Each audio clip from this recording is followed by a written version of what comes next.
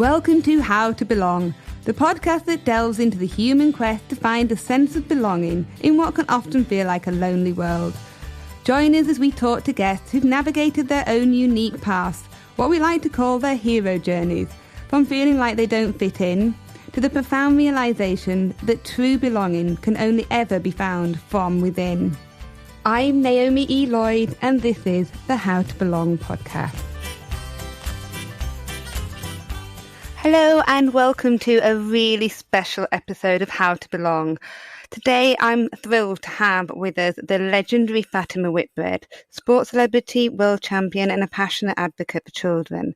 Just a quick heads up, this episode was recorded online with me in the studio and Fatima in her beautiful garden, so the sound might be a little different than usual. You never know, you might even be able to pick up some natural sound in the background. I kind of think that only adds to the charm of this lovely episode. So, I hope you enjoy.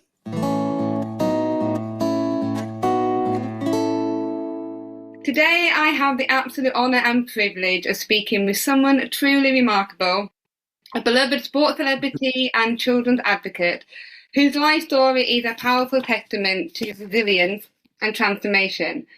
Fatima Whitbread is a javelin world champion, a world record holder and an Olympic medalist, but her achievements extend far beyond the sports arena. She's the founder of Fatima's UK campaign, an organisation dedicated to providing emotional care and support to vulnerable children and young people. You might also recognise her from I'm a Celebrity, Get Me Out of Here, where she finished in third place both in 2011 and 2023, or even from SES Who Dares Win, where she showcased her incredible grit. However you know Fatima, her journey goes far beyond her public achievement. It's a story of survival, resilience, and I can't help feeling very connected to finding belonging within yourself, which is what this podcast is all about. Without further ado, thank you so much, Fatima, for joining me, and I apologise for the technical difficulties we had this morning. I've just finished reading your autobiography, Survivor, and what an incredible story! What a hero! What a journey! What a journey! I had to put the book down quite a few times just because I had to catch my breath as I was reading it. Do you mind if we just start right from the beginning? That you're can you share with the listeners what happened to you as a baby, if you don't mind me starting there? No, of course. Firstly, thank you for inviting me to share your platform, Naomi. I'm delighted to be here with you. And for me, obviously, I mean, humble beginnings. So really, as abandoned as a baby, and some would say left to die. A neighbour heard a baby crying in the flat and hadn't seen anybody coming or going in a couple of days. So she called the police, who banged the door down, rescued the baby, which was myself. And then I spent the next 7 months in hospital recovering from malnutrition and nappy rash. Pleased to say I got over the nappy rash, Naomi. And then, of course, during that 7 months, I was made a ward of court by Hackney Borough Council, of which then I was spent the next 14 years of my life in children's homes, which back in the 60s was quite tough. It was more like institutions. And the first home that I was in, from 0 to 5, had 25 children in the children's home, which was in Hertfordshire, a place called Hoddesdon in Ware. And I remember it well because it was a very bleak old mansion house, which was a bit scary back then in the 60s, very austere. I've been there since and it's beautiful. They've done it up as part of a residential now. But at the time, I can always remember as a young child playing in the front room, which faced the car park. And anybody that came into the car park, I'd always say, is that my mummy coming to collect me? It's quite tough, I think, for young children that live in the care system, the abandonment and neglect issues and the trauma that comes with that. It's really hard for young people to deal with and process. And I was no different. I mean, obviously, nobody ever really sat us down and discussed with us what was going on in our lives in terms of why we were left and abandoned, why we had these traumas going through our lives, And for me, children suffer greatly when they're not able to process it properly, when nobody gives them the love and the care that they need, the security, you know, that's in their life. And for a lot of these young children, when looking out the window, when anybody came into the car park, that was the first thing they would say. You know, is that my mummy coming to collect me? So it's quite emotionally traumatizing. And then, of course, over that period of time, I had no sort of particular visits, or any cards that would indicate that there was somebody that was special within my life that would come along and visit me, or to know that there was somebody there. And I was, like a lot of the children, I suppose, confused, you know, with why I was with a lot of children in a home without any mummy, you know, and a sea of emotion, you know, the kids crying and rocking themselves to sleep, you know, wetting the bed, crying for mummy. And I remember this particular morning I got up, I wasn't feeling good. I didn't really, I suppose, know how to explain my emotions at the time. So I stood at the top of the staircase, and when the matron called me down, we had 16-year-olds at the time looking after the kids in the children's home then, villagers, and obviously the house matron realised I was something wrong. So she called me down, and as I went down the stairs, she said, "Come into my office." She said, "Let's talk about this." And it was a matron who was always very perfunctional. You know, there was no warmth for love. You know, everything was perfunctional. And I remember thinking, I haven't been in this room before. You know, it was always shut off to the children. And when I went into the room, it was like carpeted, and it had a glowing fire on. And she said, "Would you like a biscuit?" And of course, that brought a big smile to my face. You know, we're having a biscuit. And she sat me on her lap and she said, "Now look," she said, what's your problem?"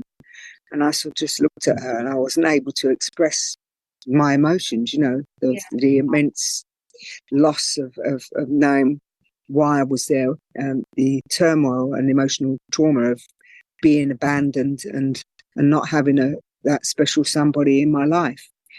It's just tough, I think, for young people today. You know, the challenges that they face are enormous. You know, coming out of childcare at 18 and into young adulthood, massive challenges. So, you know, for me, it's all about early intervention, trying to help these young people and stay connected in their communities, with their family, with their schooling, with their friends, and not being pushed to pillar to post, you know, which often happens with children in the care system, and the misconceptions that go with that.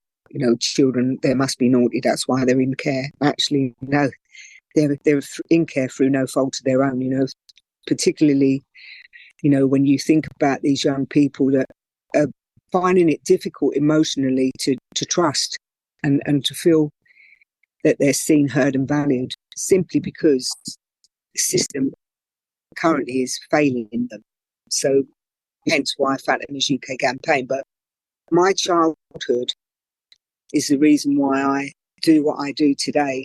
So I use my lived experience, my Olympic platform, to relate and emphasise with the public and the media, and to create a greater awareness about the needs for these young people, these children. And it is so important, you know, that we give every child has the right to a safe and happy childhood. Absolutely. I mean, my mother-in-law has fostered, I think, over 200 children, and I've oh, wow. seen so much love that she's poured onto them, and she was incredibly excited that I was going to be speaking to you today, because, you know, anybody who understands this process and how painful it is very connected. We're definitely going to talk more about the UK campaign. I hope you don't mind. I just wanted to sort of go with the story, of course.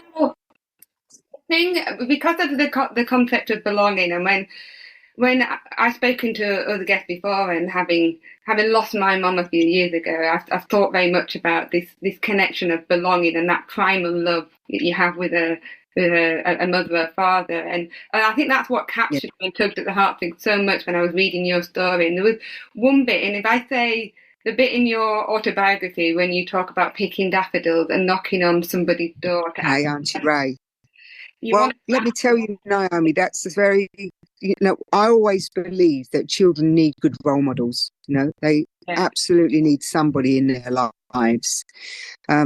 All this baloney, don't give a child a hug. I mean, that's the very thing a child in care needs. It needs that love, it needs security, it needs to know, the children need to know there's somebody special in their lives that they can connect to, that just simply get them and understand what they're going through.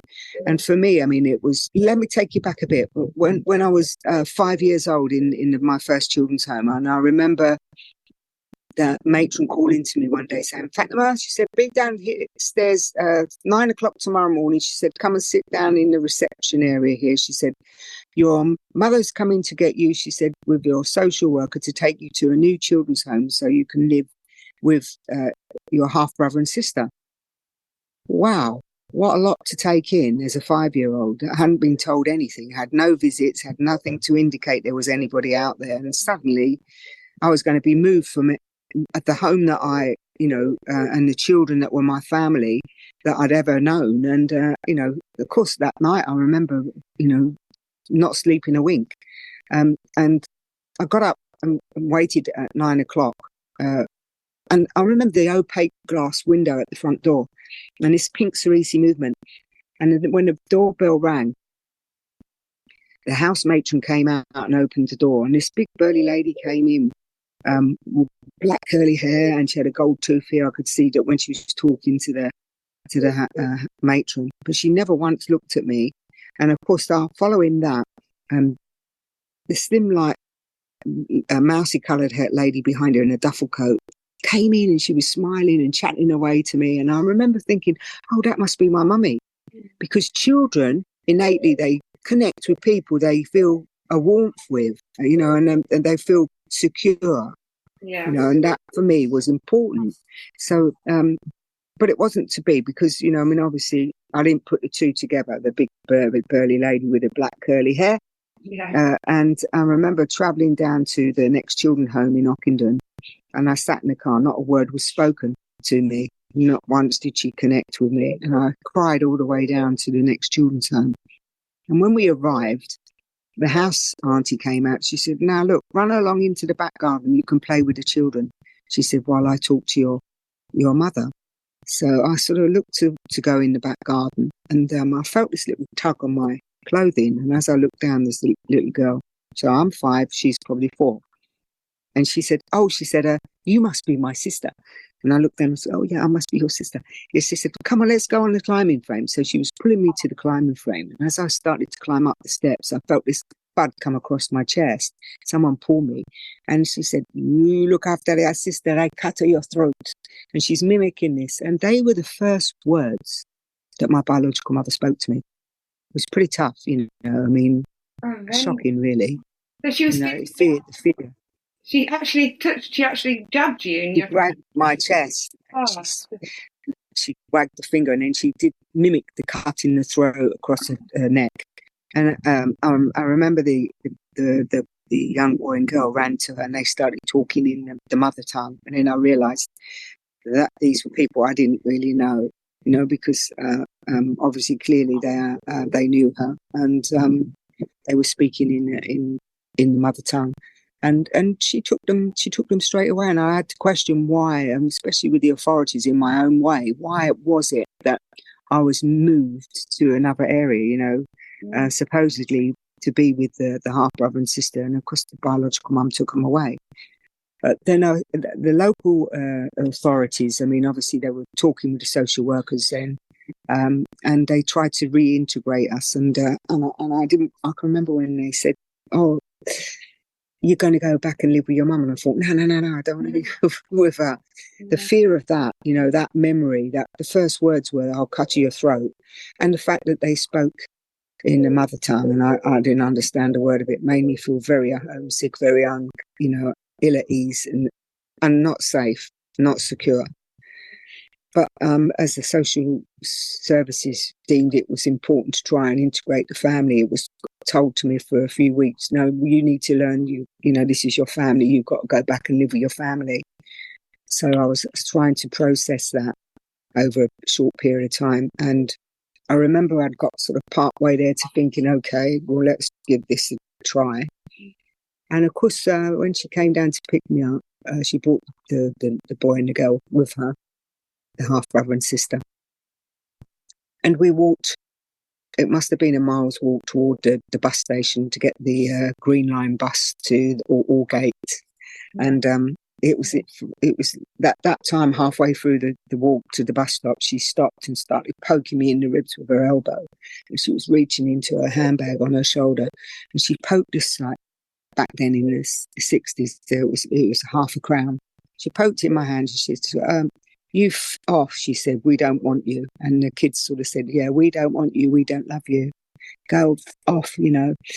So I kind of looked and I thought, I didn't know whether to laugh or cry. There was a half a crown in my hand, but at the same time I'd already thought about maybe it's a good thing to have a family.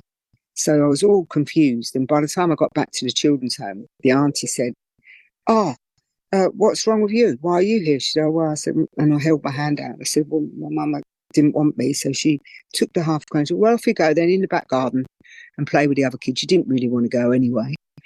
And it's kind of, it was, you know, really desensitized way of behaving to young people, you know, and young children. And if we're going to bring them up emotionally well balanced, there has to be a better system than that. That's for sure. You know, for these children to feel secure in the environment they live in. And I'm sure that there are some very good foster carers out there as we speak. And there are foster carers that do the job because it is just a job, you know, and those are big difference between those that do the job as a labour of love and care about those children, and there's those that just do the job for the money. And we don't, you know, with regards to children, you need to have the love, you need to have the compassion, you need to be able to give them the security and make them feel special.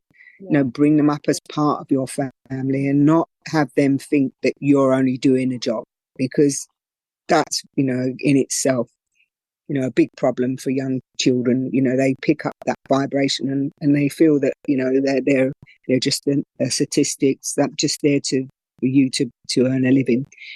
And we need to understand this. These foster carers also need the support, because good foster carers are worth their weight in gold, you know. It's a very rewarding job, but it is a tough job. Don't underestimate it. But equally, they need to understand also and be supported and skilled with regard to trauma, because a lot of these young children do have trauma. They've gone through a lot of abuse in their life. I mean, I had sexual abuse, and it's very important that foster carers are given the support that they need to skill them in trauma, because trauma and triggers are a very big part of our young children and young people's lives, you know, and we need foster carers need that support to understand what's happening, because often children are misunderstood with their behaviour, and a lot of it is because they're traumatised.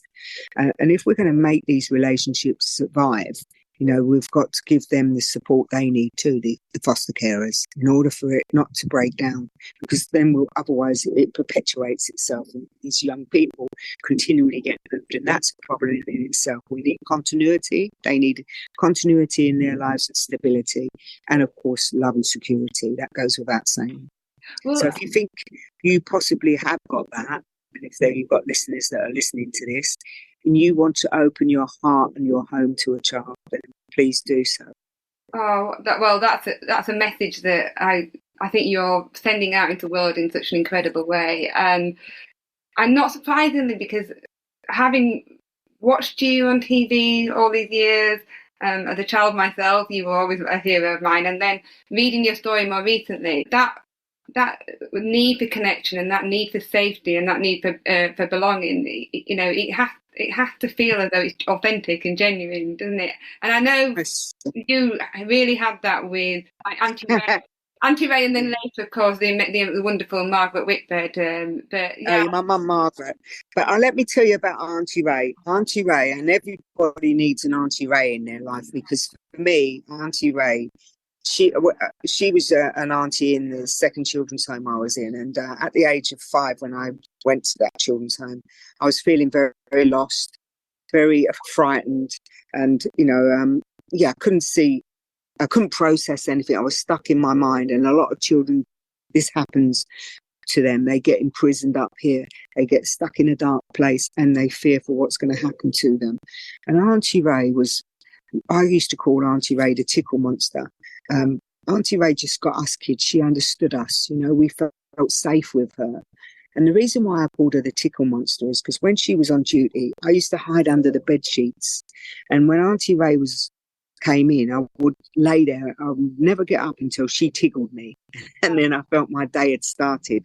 And I remember often I used to run up to the top of the staircase and look out the port window to see when she went off duty.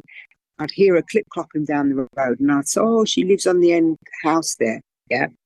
So I must have been about 10 years old, and I started gathering all these flowers from all around the daffodils all around her home, all in people's gardens, which was a naughty girl. Shouldn't have done that. But I picked all these daffodils, and I went down to Auntie Ray's, and I hid them behind my back, and I sort of knocked on the door. And when Auntie Ray opened the door, I sort of presented them to her, and I said, will you be my mummy, please? And so she sort of looked at me. She said, come on. She said, come round the back. Let's talk about this. So I thought, I'm in trouble for picking the flowers. But Auntie Ray said, look, come on. I sat in the kitchen. We had a cup of tea and a biscuit. And she said, now, look, she said, I can't just be your mummy, she said, because I've got to be mum to all you children. She said, but here's the thing. She said, I'm not always there and you are. She said, so why don't you be there, mummy, when I'm not there? And what that taught me, Naomi, was that in giving, you receive. So I used to stand up and call out any injustice that I saw that went on in the home, which there were a lot. And also any of the children that needed the love and the hugs and the kisses and the cuddles and playing games like trampoline on the beds or drawing matchstick men on the steamed up windows in the morning and pillow fights and all these kinds of things. I used to help them to feel secure and loved. And in giving that, like I said, I felt that back in return. So the other thing that it taught me as well is to swivel the lens. So I was looking outward, not inward, being stuck in my own head, feeling victimized by my circumstances that I was in. And that was very empowering because it enabled me to feel responsible, take responsibility and help these young people, all these young children. And they, as I said, they used to rock themselves to sleep, wet the beds. I used to help them if they had to stand up. One of the things that the house parents used to make these young children do is stand up at the end of their bed until 11 o'clock, until they went to bed. So that before they could go to bed, they'd had to go to the toilet. So I used to say to them, go to bed, I'll wake you up in a minute. So I would always be one ear on the door. And I always make sure that they were up ready at the end of their beds. And yeah, it was surreal, really. I was like a little mum, and I felt that this was my responsibility, and I loved doing it. And Auntie Ray, really, I mean, she just was a real good role model for all us kids. And I think that young people today, they need that. They need good role models, to give those children the love that they need and the support and the guidance. Yeah. Without that, I mean, it's tough. Most of these young people, when they get to the age of 18, their corporate parenting it finishes. It was 16 at my age. We'd had to go independent living, and I can always remember being told by the house parents, because obviously I wasn't popular calling out different things that were wrong. But that didn't stop me. I believe in standing by your values and your beliefs, and that's what I'll always do, because that's their main foundation for most things in life. And I can remember they've always been told, you won't amount to anything. You'll end up on the streets, prostitute and a junkie. And I thought, really? Because back in the 60s, it was all about marijuana and prostitution. So the house parent was always like saying to me, you'll amount to nothing. You'll end up being a prostitute and a junkie on the streets. And I thought, surely not. And that would worry me greatly, and I'd watch the clock ticking away thinking I haven't got long before they're going to get rid of me, because they were keen to get get rid of us. And it just frightened me to think what's going to happen, you know. And it's no different for the kids today, that 18 is a very young age, you know, to go independent living. And I always say, look, I mean, most conventional families' children don't leave home until quite late 20s, early 30s sometimes. These children, they don't have names and granddads, aunts and uncles. And this is why I say to you, role models are really important. And if we could find like a surrogate aunt or uncle that could take them through their life, can stay with them throughout that period, you know, go to the pub with them for Sunday roast, providing they're vetted and everyone's happy and the criteria is set and it's right. Why wouldn't you have somebody that looks after them? Because the government effectively will give them a grant of 3,000. They'll only have somebody, a point of contact to work with twice a year, and then they're on their own. It's impossible, isn't it, for a lot of these young people, you know, to say they go independent living and actually live an independent life are two really different things. And we're looking at Fattima's UK campaign is bringing on companies' employment, ability to help young people to skill them up, get them in jobs so they can actually maintain and live an independent life. Because ideally what we want to do is for them to be able to break that cycle. Isn't it something that we all want to do, live an independent life, being able to stand on our own feet? Well, and to do that, you need that security around you to have that strength of resilience, which you are amazing at, by the way, to listeners to say, if you're not following Fatima on social media, I really heartily recommend you do, because I am not making this up. I wake up every morning and I look out for your little daily inspiration about, you know, resilience, looking outward and things like that. But it's easy for me to say that coming from a different background, but the fact that you're saying this with your platform, coming from where you do, it's so transformative for so many people.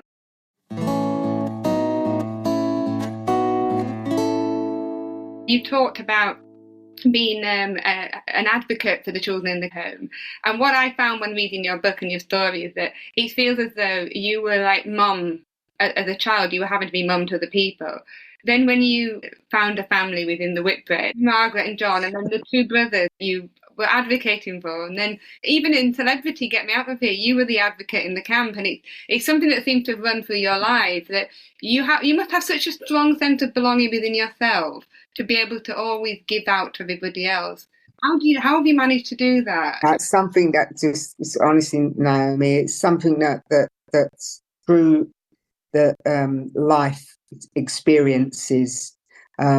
It's all about learning, isn't it? The tougher the learning, the greater the growth. For me, it's always been about the learning and the self-growth and the experiences that, are really important to take something away from the experience itself in order to be able to give back. Because I've always felt that as somebody that had a pretty tough upbringing, I can relate and empathise to a great deal more of other people's fights in life. And I want very much to be able to support others when they need support, and also give the love and security to people. Because you don't have to come from the care system to have experienced trauma, right? Trauma is very true to each and every one of us, just by being a human being. Yeah, that in itself can lead you down avenues and then experiences that you have that can also have experienced trauma. A lot of young people that have been in care, they've got some marvelous attributes. They're they can find know how to deal with themselves, and I think that these are great attributes for our young people when it comes to the workplace, for any employers that are looking for good, resilient young children to skill up. I think that's incredibly insightful, and hopefully that will give people listening who may feel, well, I've come from trauma, or it's living within me, that actually you have a lot to offer and a lot to share, and a lot to, like, you keep paying forward all the time. I mean, I know that you've got some incredible thing to share this next few months. You've got a children's book coming out in October, is that right? I have. It's called My Bright Shining Star. and it's all about Auntie Ray and a young Fatima living in the care system. It's October the 24th when it's launched. You can pre-order. You'll find it in Sainsbury's and Waterstones. Hopefully it will reach a far wider audience with schools and libraries and children's care systems departments, because it's a wonderful tool for young children to learn about what's going to happen to them, and there's no need to fear when they come into the care system. And also for young children that have youngsters that live in foster care, they go to school with, to understand what they're going through. And for parents that might think about fostering children as well. So it's a wonderful, kind book with beautiful illustrations by Rianne Wright. And both Rianne and I, the book we're mighty proud of it. We're really excited about reaching hundreds of thousands of young children, because the book is for children in the care system as well. It's not, and we all know that books don't make a huge amount, unless of course you're J.K. Rowling. But the cause is what it's all about, and getting that platform of awareness and pushing it out there so people understand. Come on, let's get behind our young children and young people. What is it can you do morally and ethically to improve the lives of these young children? We all have that moral and ethical responsibility. And I think that we need to start getting back to supporting our communities and working together collaboratively in partnerships. And that's what Fatima's UK campaign's all about. There's a summit next year, April 23rd, 24th. And it's a rejuvenation of the care system sector. It's harnessing the power of one voice.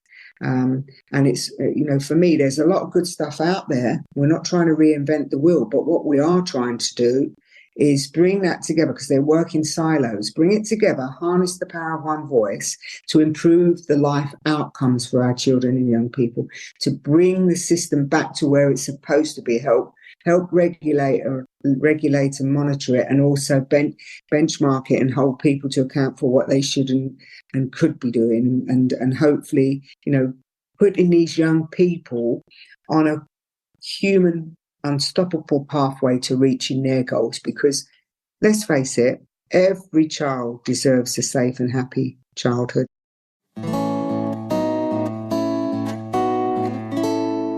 Before we continue, I asked Fatima to show me a copy of her new book. To explain for our listeners who aren't watching on YouTube, here she is talking about the beautiful illustrations and her campaign banner. The actual story itself is all about the children, and playing with the Auntie Ray. And we talk about the North Star in the book.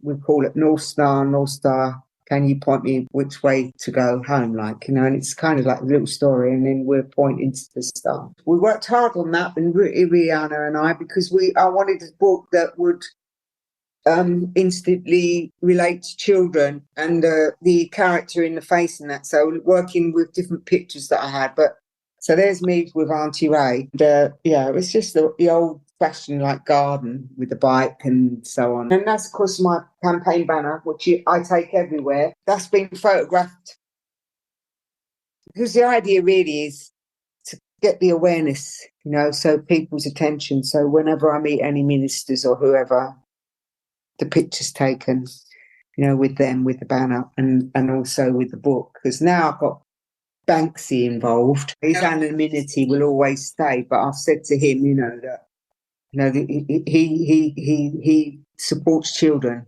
the importance of children. I told him about the importance of what we're doing in trying to bring change. And so he's lets me use a couple of his pictures, but I'm hoping that he also will support us in some way. Maybe wake up and find some mural somewhere like Fatima's campaign for children, and start bringing attention to what, you just did then. For people that are listening who can't see the visual, I always love this whenever I watch Fatima's thoughts of the day. You always put your fist up and do a little chant thing, yay, and then we get to see those muscles, which I'm very envious of. It's so inspiring. We've also got a mutual friend who was my previous guest. It hasn't actually come out yet. John Cameron, who I believe is a BBC TV presenter who was in Cash in the Attic with. So he says hi. Yes. Yeah, that was amazing. I know, I remember that well. I mean, they've done so many programs. It's wonderful to be able to have lived through 4 generations. I mean, obviously through my early days as an athlete, and then of course as time's gone on, I'm in reality TV. So come through really. This is my 4th generation. So, and of course my ministry obviously is Fatima's UK campaign to support children and young people in the care system. So interesting when I go around and do my talks.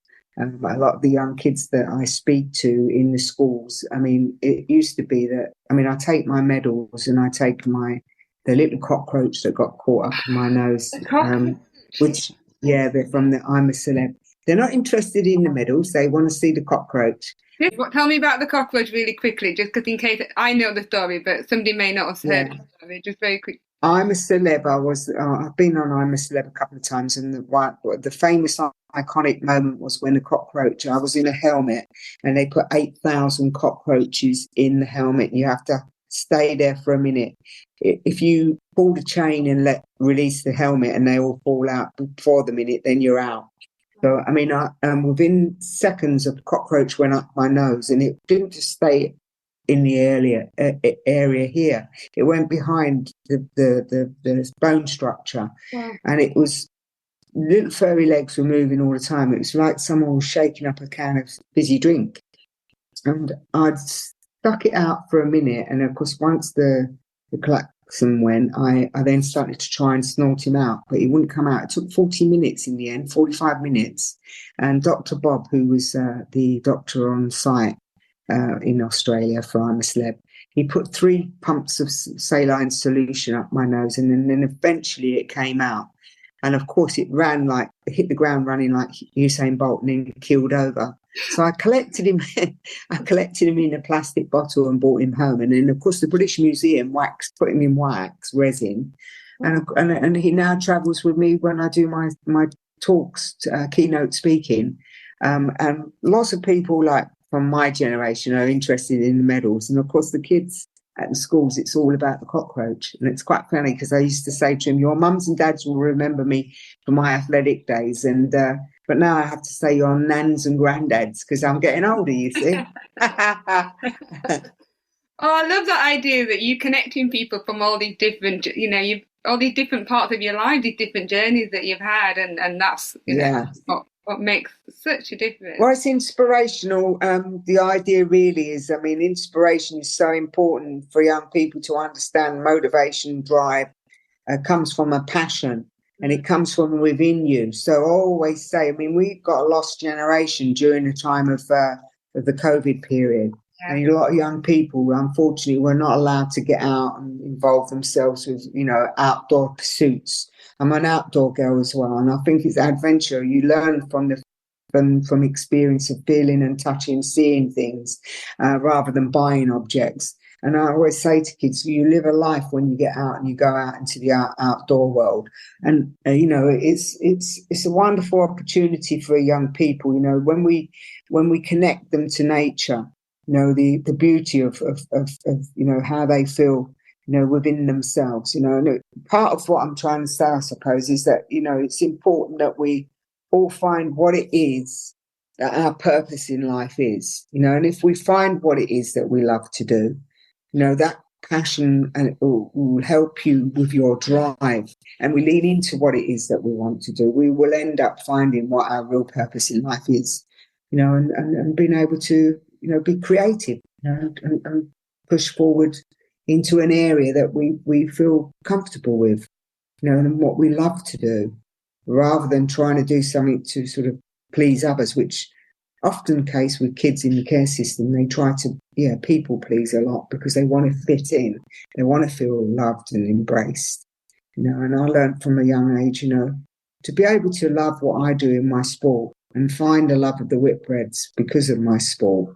My mum was a PE teacher, and the story's so long, I won't touch on it because it'll just be too much for your. I mean, it's amazing, really. Fate had it that we met when we did, through sport, and my mum became my coach. And the amazing thing about that was both my mum and I. My mum went undiagnosed bipolar for years. And so she was kind of quirky in her way, and I was quirky in my issues in my way. And it just worked, the family just worked. And I remember when my mum invited me to come for tea one night, and I met the two boys, Greg, who was 4, and Kirk was 2. And Greg, when Mum said to me, "Would you like to come and stay for a couple of weeks, and in the summer holidays?" And I said, "Yeah, that would be lovely." And at the end of the 2 weeks, Greg said to his mum, "Oh, do we have to take Fatima back to the shop?" Oh. And it's a wonderful, it was a wonderful quote, when I think and look back, his image and his perception of life, was that. But yeah, I mean, it was. It's surreal, really, how things happen, in people's lives. Anything's possible, and I always think you've got to give people hope, and these young people need hope. Give them hope. There's nothing you can't achieve. That's so true, and I love what you said about that desperate need to fit in, and how that often happens for all of us, but probably more so when you experience abandonment and things like that. And everything I've ever seen about you is that somehow you've been able to buck that trend, feeling the need that you have to fit in. It can cause so much chaos if people constantly try and fit into things that aren't for themselves. Believe in yourself. I always tell young people when I speak to them, find what it is that you like. Find it, what your purpose is.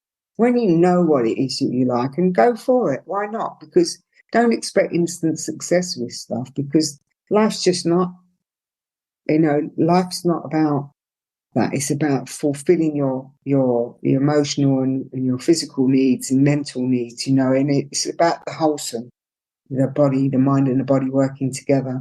And doing, unless you try something and spend time working on it, you won't be instantly good at it. It's always got to be that you work in failure in order to get to reach a certain level of success. And I think when young people can understand that, they won't be afraid to fear of failing, because we all do it. We won't step up and try something new because we're fear of failing and what people might think of us. But in actual fact, the idea really is you won't know until you try. And then when you try and you work at it, it's just how good can you become and how well, you do. And then you can make a decision and make that judgment call, is this for me or not? And that's the beauty of life, being able to have, there's nothing that you can't try and work at.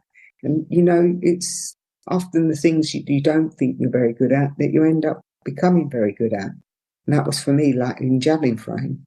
And I always tell people, you have to try everything. I started off as a heptathlete.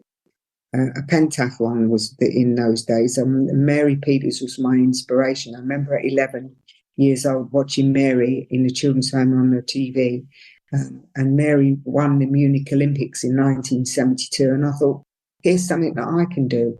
This must be something that I can do. And I had this dream, that I could make myself independent living through being a good sports person. I have a castle and a big cars and a good life. And I mean, of course, that didn't happen. But what it did was it gave me a belief that maybe I can be successful at sport because I love sport. And these are the things. And little did I appreciate that maybe 10, 20 years down the road that Mary would be my team manager, which she ended up being at the Olympics. But if I look back and I say to that young 3-year-old Fatima, did you ever believe that? I would probably have to say no. But when I look at her in the mirror every day, for a 3-year-old, I say, now I've got you and I'm going to look after you. And that's what life's all about. It's being kind to yourself as well. Protect yourself too, because if you look after you, you can then help to look after others. Oh, what incredible words. Thank you.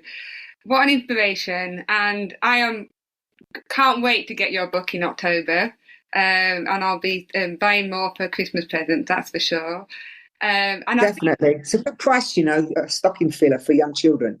And it's a really lovely read. It's a kind book. I think it's beautifully illustrated, and I think you won't be disappointed. I think for young children, it's it's a good book to have in the house. Is there anything else coming out for Christmas by any chance? Yes, I've got a Fatima's Anthem song I've just been working on, and I've finished. And so I teamed up with Sean Ryder from Happy Mondays, Starkey from The Who, who's Ringo Starr's son, and we've put together a song, a Band-Aid song for Fatima's UK campaign, and we're going to launch it just before Christmas. Well, it should be, hopefully, look to see if we can make it a #1 Christmas hit. I'm putting my feet up now, like you do. My feet are up. Yes. You. Let's do it. Yeah. No, it's a lovely tune. Young people sing on it, and it's got Johnny Depp strumming his guitar. It's got Ringo playing the percussions, Ringo from the Beatles, Zach's dad. And it was all done in Zach's studio in Hemley-on-Thames. And we've got a young Chinese girl, as well as Harrison, who wrote the song and sings on it, and the young Chinese girl, Alicia Daydreams. She's on there too. It's just beautifully done. And I think that, if we get the right team behind us, which we're hoping to do, that should make, again, for the support of children in the care system. A little bit like when Bob Geldof brought out Band-Aid. So, unfortunately, we don't have that support behind us like they in their industry. But we've got some good ones in Sean Ryder and obviously Zach and Johnny Depp. They all put their weight behind it. So, fingers crossed for that. Names. I'm definitely sure I've heard a few of those names. I'm very, very impressed and can't wait to hear it. I'm all the best for that, for the book, for the record, for everything that you're doing for children, for how you're helping people to find their belonging and inspiration. And thank you for coming on How to Belong. Yeah. Thank you. Thank you, Naomi, for the platform and for sharing it. And it's been wonderful, and I wish you all the best moving forward. And also say a big thank you to Molly Lloyd for all the things that she's done for our young children by fostering so many young children and giving them a great start in their lives too. Thank you for that. Thank you.